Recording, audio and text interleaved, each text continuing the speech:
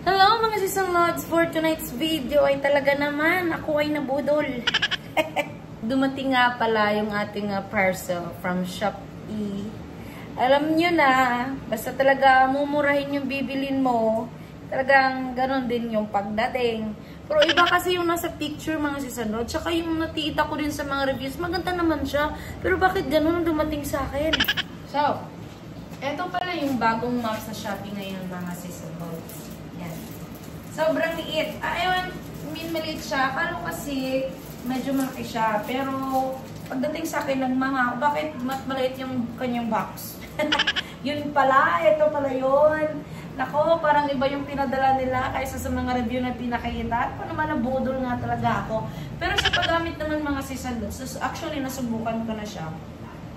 Okay naman siya gamitin, tsaka sobrang gaan, so hindi ka mahirapan. And then may dalawang option siya.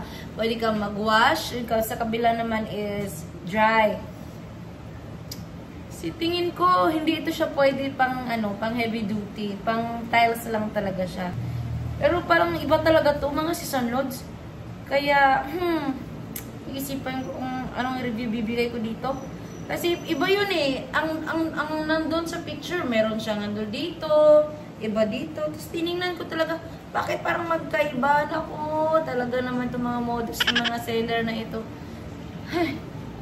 Pero wala akong magawa kasi andito na, no? Tsaka nabayaran ko na din. Pero kung akong tatanungin yung mga sisanods, talagang mas better na bumili na lang talaga sa mall. Kasi alam mong heavy duty at makikita mo talaga sa personal, unlike kung mag-order-order ka lang online. So, yun lang yun for tonight's video mga season lods. Nabudol si ako. Thank you so much for watching. Don't forget to follow and share. Bye!